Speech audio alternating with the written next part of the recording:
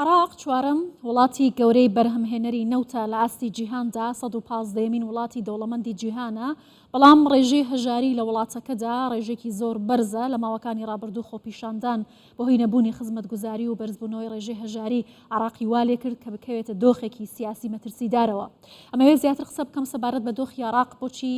ڕێژەی هەژاری لە عراق تا ئاسەدا بەرزە، واروەها ئایا نەبوونی پلان و سیستمێکی تایبەتە وای کرد عراق بەم دۆخەدا گوزەر بکات. بەڕێز دکتۆر زیا محسن شارەزای سیاسی و ئابووری لە بەغداوە لەگەڵم دەبێت لە ڕێگەی سکایپەوە لەگەڵ بەڕێزیان زیاتر قسە دەکەم. دکتۆر زیا ئەم کاتت باش. عراقێکی دەوڵەمەند بە نەوت و سەرچاوی سروشتی گاز و هەروەها کۆمەڵێک بابەتی دیکەی پەیوەندیدار بە پرسی کشت و کاڵیەوە، بۆچی لە ڕیزبەندی وڵاتانی هەژاری جیهانە لە کاتێکدا دەوڵەمەند بەڵام ڕێژەی هەژاری لە وڵاتەکە زۆرە؟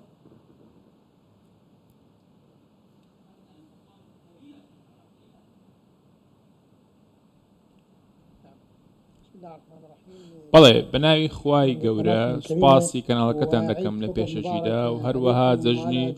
ڕەمەزانتان لێ پیرۆز بێت و لە بینەرانیشتان بە هەمان شێوە ئەم پرسە پەیوەندی بە سامانی سروشتیەوە نییە، بەڵکو پەیوەندی بە بارودۆخی عێراقەوە هەیە. وەکو ئاماژدان پێدا چەندین سامانی سروشتی جیاوازمان هەیە، بەڵام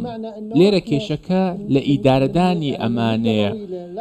ماوەیەکی درێژە ئەم حکوومەت و حکوومەتەکانی ڕابردووش نەیانتوانێت ئیدارەیەکی باشیان هەبێت بە شێوەیەکی ورد بتوانن ئەم سامانە بەکار بهێنن، بە تایبەتی لە سەردەمی مەلەکیشەوە هەر لەو کاتەوە شتێک نەبوو بەوەی کەوا ئەو کەسانە نەیان دەتوانی ئەم سامانە ئیدارە بدەن بە شێوەیەکی باش ڕووپێوی بۆ بکرێت و هەروەها خێروبێرەکەی بەسەر هاوڵاتیاندا دابش بکرێت. هەروەها کێشەیەکی دیکەش هەیە، کێشەی دابشکردنی ئەم سامانەیە. کاتێک سەیری چینەکانی عێراق دەکەین لە سەدا حەفدا و یاخود زیاتر لە سەدا حەفتا پێنجی ئەم سامانە سروشتە بۆ خەڵک نییە، واتە بۆ خەڵک ناگەڕێتەوە. ئەمەش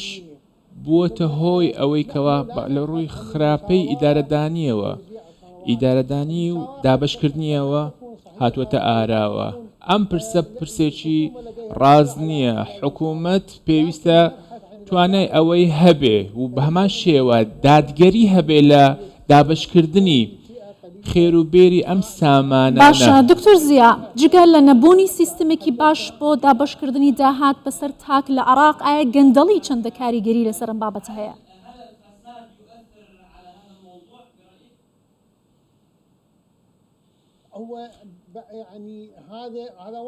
ئەمە یەکێکە لەو هۆکارانەی کەوا بووەتە هۆی ئەوەی، چونکە نەبوونی دادگەری دابشکاری ئەم خێروبێرە و هەروەها بوونی گەندەڵی بە هەمان شێوە بوونی کەمتر خەمی لە دامەزراوەکانی حکومیدا، هەموو ئەمانە هۆکارن. کاتێک باس لەوە دەکەین حکوومەتی سوودانی، بێگومان حکوومەتەکەی سوودانی لە کات و ساتێکی زۆر سەخپەستوویدا هاتووەتەوە و کێشەدار بووە ئەو ماوەیەوە. تەنانەت ئێستاش پرسی ئابووری کێشەدارە و پەیوەندی بە کابینەکەی حکوومەتەوە هەیە و کابینەی حکوومەتی سوودانی قسە لەسەر دووبارە چاڵاکردنەوەی سێکتەرەکانی ئابووری دەکات. تۆ ئێستا حکوومەتی سوودانی هەڵساوە بە نزیکەی 1 ملیۆن خەڵک، ئاماژەی 1 ملیۆن خەڵکی خستوتە نێو بودجەوە و هەروەها هەموو ئەو نەفەقاتانەی کەوا دابین دەکرێت ئەمانە هەمووی کاریگەریان هەیە و ژمارەکانیش گەلێک زۆرن. ئەمەش کێشەی ئیدارەدانی هەیە. باشە دکتۆر زیا بەڕای بەڕێزت کەواتە کێشەی دامەزراندن هەیە لە عراقدا کێشەکانی دیکە چین کە بوونەتە هۆکار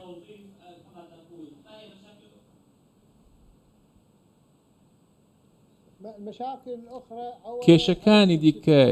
یەکەم چالاک نەبوونی سێکتەری ئابووریە کە ئەمەش پەیوەندیدارە بە هەناردەکردنەوە ئەمە کێشەیەکی گەورەیە پێویستە پشت بە هەناردەکردنی پشت بە هەناردەکردنەوە ببەسترێت بە تایبەتی ئەو کاڵانەی کەوا وەکو کاڵای ئەساسی دەبیندرێن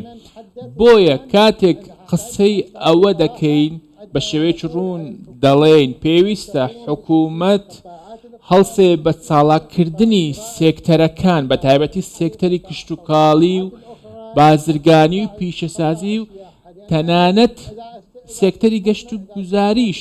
کاتێک وەبەرهێنان لەم سێکتەرانەدا بکرێت بەڵێ بە تایبەتی لە سێکتەری کشت و کاڵیدا دەتوانین زیاتر لە 75 ملیۆن دۆنممان لە بەردەستدایە کە ئەمانە چاندنیان بۆ نەکراوە هەڵ نەکۆنراون ئەگەر بێت و ئەمە بە شێوەیەکی ڕاست وەبەرهێنانی بۆ بکرێت و کاری لەسەر بکرێت بە هەمان شێوە کارێکی باش دەکرێت و پێویستە سێکتەرەکانی دیکەش چالاک بکرێتەوە بۆ نمونە پیشەسازی خۆراک پێویستی بە چالاکردنەوەی هەیە بۆ ئەوەی بتوانین اعتماد بە خۆمانەوە بکەین و بە هەمان شێوە هەموو بەرهەمەکانی کشت و کاڵی هەموو ئەمانە دەبێتە هۆی ئەوەی بەرزبوونەوەی هەناردەکردن و کەمبوونەوەی ڕێژەی هەڵاوسان بۆیە ئێستا هاوردەکردنێک باشە بە پێ و بابەتێک کە جەنابەت باست کرد ئەم کێشەیە لە زۆربەی پارێزگەکانی عراقدا هەیە بەڵام لە 150 ڕێژەی هەژاری لە 3 پارێزگای گەورەی عراقە موسەنا دیوانیە و میسان بۆچی لەو شوێنانە بەم شێوازە ڕێژەی هەژاری بەرزە ڕۆڵی چاودێری دارایی و دام و دەستگاکانی دیکە لە ڕێکخستنەوەی ئەم بابەتە چییە؟